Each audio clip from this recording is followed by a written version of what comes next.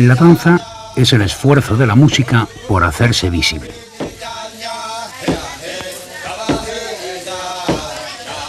Adolfo Salazar describió la danza como una secuencia coherente y dinámica de las grandes unidades del gesto corporal. Como la propia música, la danza popular, religiosa o ceremonial posee un carácter de pura abstracción motriz a partir de los movimientos del trabajo, cuya repetición periódica reproduce en la simetría del espacio el juego formal de los sonidos en el tiempo.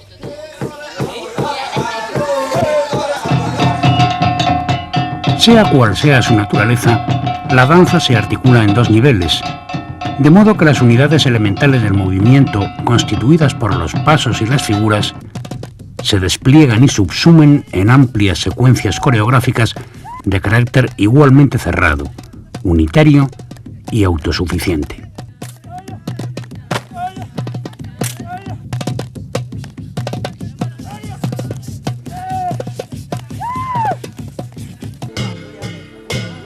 Los pasos cumplen en la danza una función análoga a la de los fonemas en el lenguaje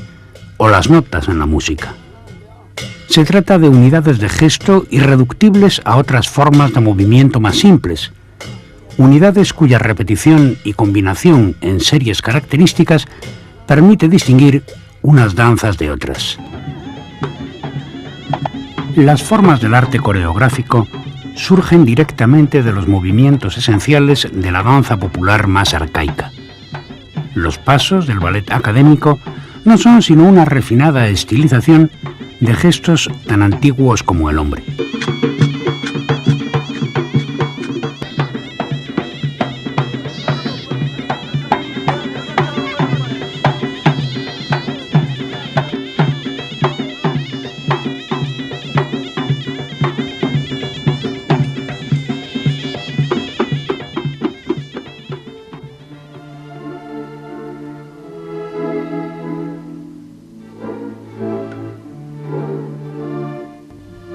Del mismo modo que el sistema musical basado en la resonancia de los primeros armónicos cristaliza definitivamente en la primera mitad del siglo XVIII, las 5 posiciones básicas de la danza clásica, sus pasos, combinaciones y derivaciones, son también rigurosamente contemporáneos de la invención de la armonía tonal fijada por Jean-Philippe Rameau.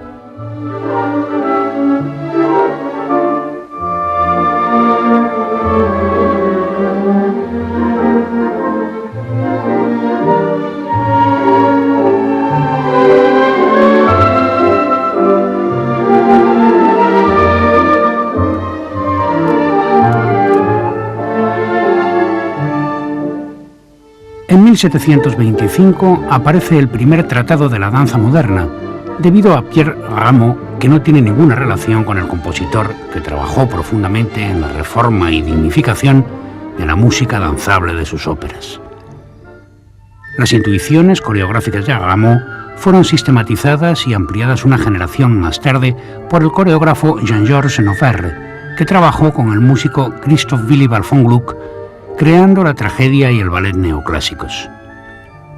A partir de 1760, el alfabeto de la danza y sus articulaciones formales se desarrollan paralelamente, culminando en la escena blanca, que es la más significativa aportación del romanticismo.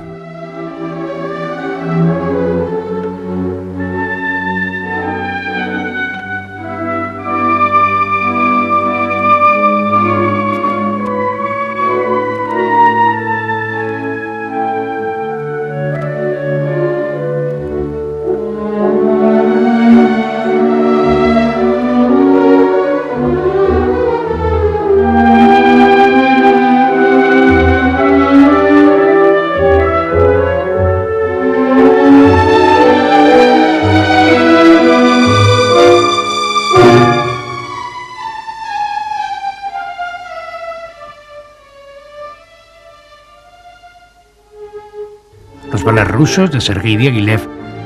rememoraron nostálgicamente ese idealismo formal, coreografiando una serie de piezas de Chopin que, con el título de Las Sílfides, Anna Pavlova y Václav Nijinsky pasearían por el mundo en los primeros años de nuestro siglo.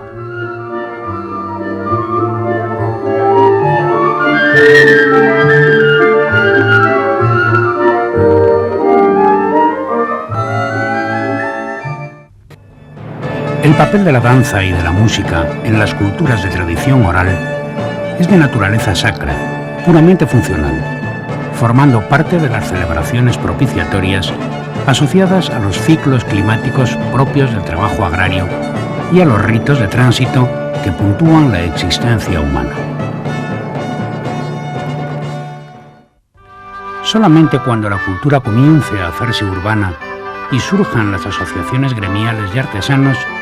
la danza empezará a asumir el estatuto teatral y profesional propio de su conversión en espectáculo público,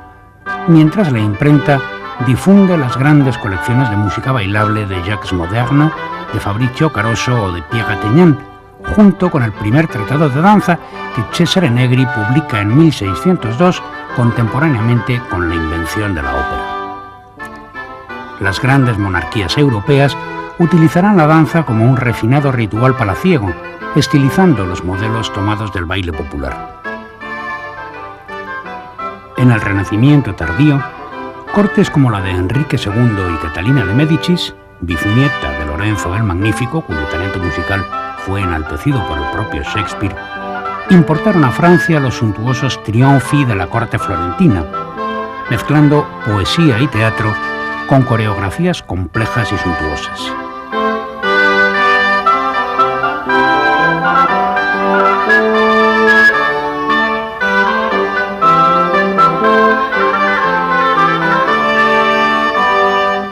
La danza adquiere así su específica dimensión espectacular, influyendo decisivamente en las otras artes, hasta el extremo de que poetas como Ronsard, Etienne Jodelle o Antoine Baïf comienzan a escribir poesía cuyo ritmo se basa en la medida de los versos antiguos, que a su vez se hallan en relación con los pasos de la danza.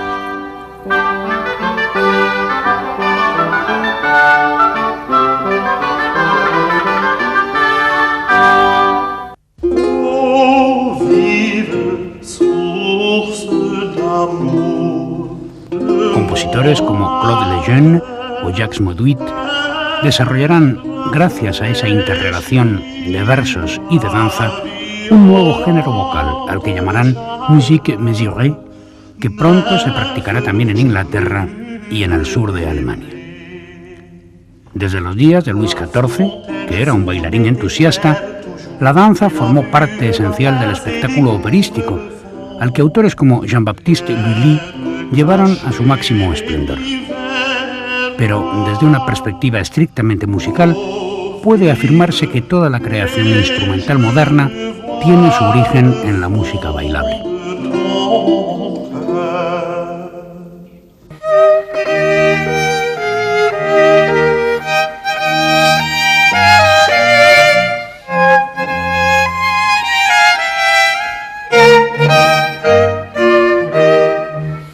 La primera forma musical de naturaleza abstracta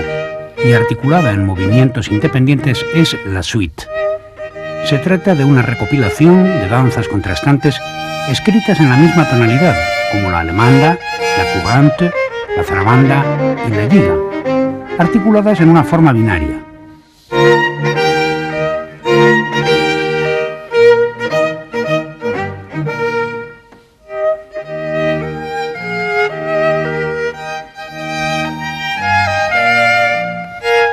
Una de las danzas de la suite, el minueto, recorre todo el siglo XVIII, para acabar convirtiéndose en el tercer movimiento de sonatas, cuartetos y sinfonías. La forma ternaria simétrica de esta danza francesa en compás de 3 partes desembocará, al acelerarse, en el escarzo de las sinfonías románticas posteriores a Beethoven.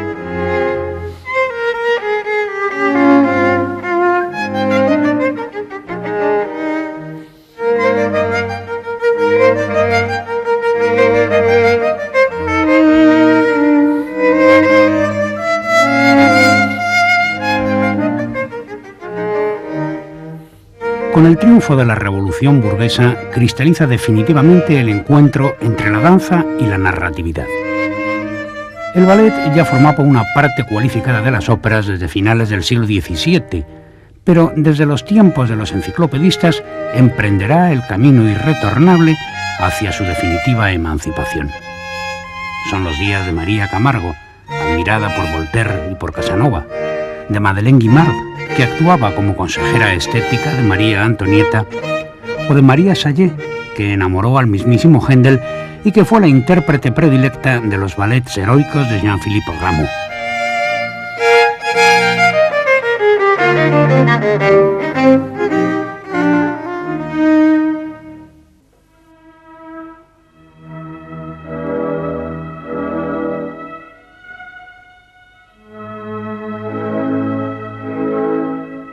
La autonomía del ballet como espectáculo argumental en varios actos se alcanza con la primera generación romántica y su universo onírico, fantástico e irreal. Las posiciones y las figuras de la geometría corporal ideada por Rameau y por Navarre son, ahora, las palabras de relatos mudos habitados por hadas y por sílfides, por princesas y cisnes encantados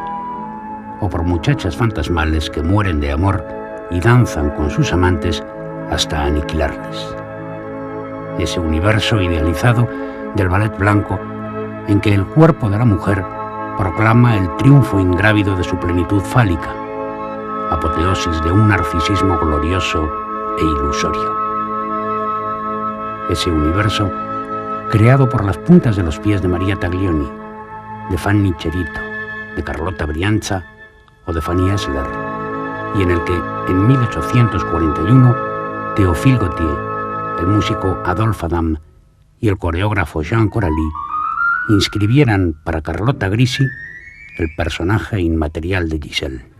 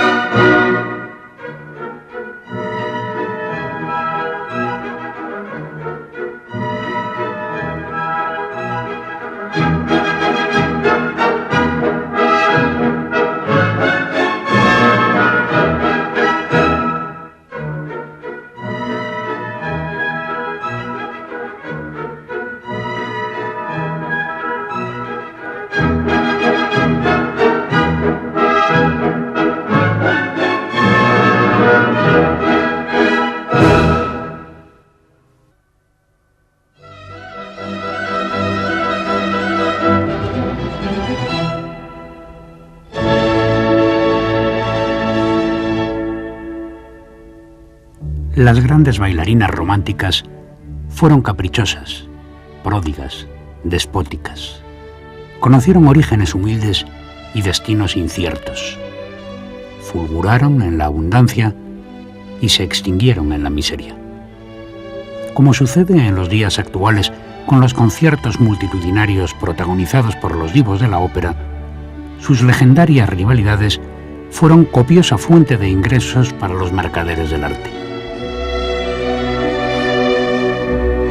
Alguno de sus encuentros pervive en famosas estampas, como el célebre grabado de Chalon,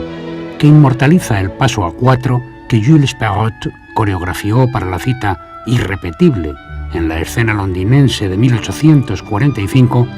entre Carlotta Grisi, Maria Taglioni, Fanny Cherito y Lucille Grant, al que pondría música Cesare Pugni, a mayor gloria fiduciaria del empresario Benjamin Lumley.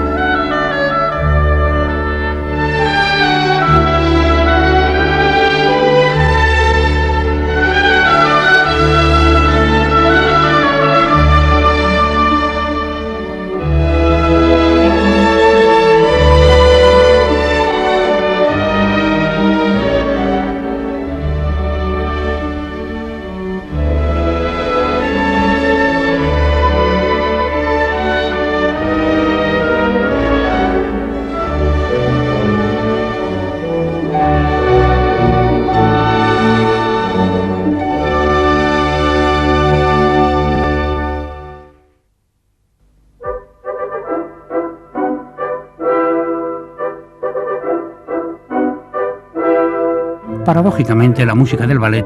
permanece enquistada, repitiendo fórmulas estereotipadas procedentes de la música de salón, al margen de la gigantesca evolución que durante el siglo XIX experimenta el lenguaje orquestal y el operístico. El ballet es cultivado por aquellos compositores que carecen de suficiente genio como para lograr imponer sus puntos de vista musicales sobre la soberbia de los bailarines. La música de ballet se compone al dictado de una coreografía previa, materializando servilmente sus exigencias sobre ritmo, tempo e incluso número exacto de compases para que los divos puedan ejecutar las evoluciones que aseguren su lucimiento.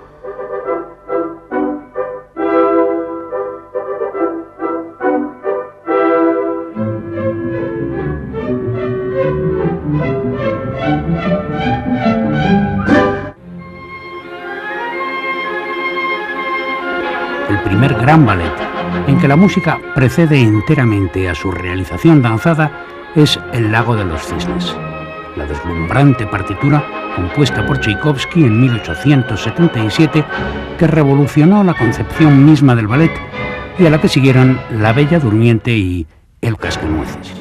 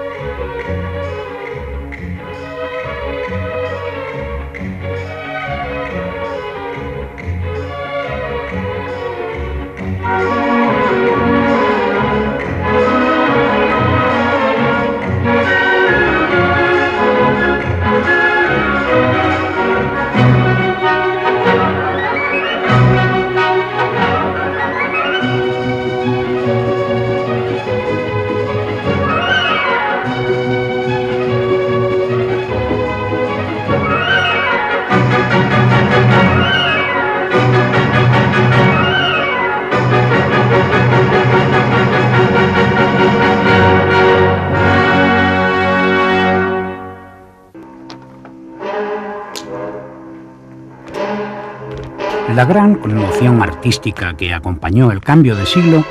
se reflejó en la danza con la aparición de la compañía de ballets rusos de Sergei Diaghilev, cuyos espectáculos se basaban en una perfecta integración de toda suerte de elementos plásticos, pantomímicos, coreográficos y musicales. Para la compañía de Diaghilev trabajaron los máximos talentos artísticos de las primeras décadas de este siglo: Derain, Matisse, Utrillo, Juan Gris, Georges Braque, Max Ernst o Giorgio da Chirico realizaron escenografías para ballets lanzados por Ida Rubinstein, Olga Spesivtseva, Tamara Karsavina, Sergio Lifar o Václav Nijinsky, y coreografiados por Michel Fokine o Georges Balanchine sobre música de Debussy, de Ravel, de Poulenc, de Milhaud, de Satie, de Richard Strauss o de Manuel de Falla, para quien Picasso realizaría los decorados de El sombrero de tres picos, que, coreografiado por Leonidas Massin, la compañía de Diaghilev estrenaría en el Teatro Alhambra londinense en 1919.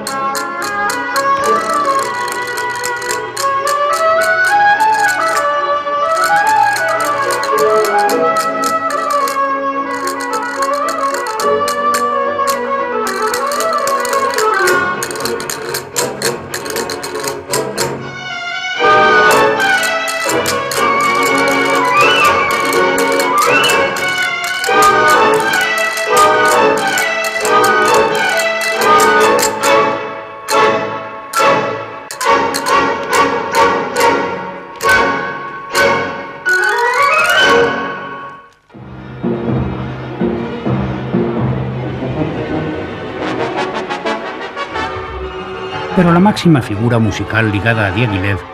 fue la de Igor Stravinsky, que compuso para los ballets rusos las partituras que le harían célebre: El pájaro de fuego, Petrushka, La consagración de la primavera, cuyo estreno en 1913 constituyó uno de los mayores escándalos de la historia del arte, así como el máximo ejemplo de la estética fauvista aplicada a la música.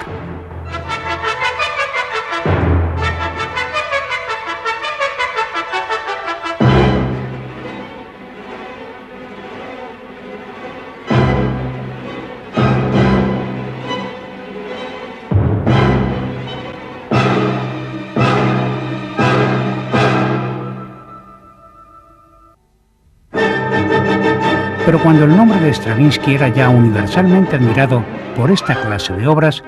efectuó el primero y más provocador de su larga serie de posteriores virajes estilísticos, sentando las bases de todos los modernos movimientos neoclásicos con Pulcinella, un ballet de 1920 que manipula con refinada y admirable ironía las inmortales melodías de Pergolesi en torno a las estilizadas figuras de la comedia del arte. Con 12 obras magistrales, Stravinsky es el máximo autor de música de ballet de todos los tiempos. Ese ballet que él mismo definiera como la encarnación absoluta del sentido aristocrático de la belleza.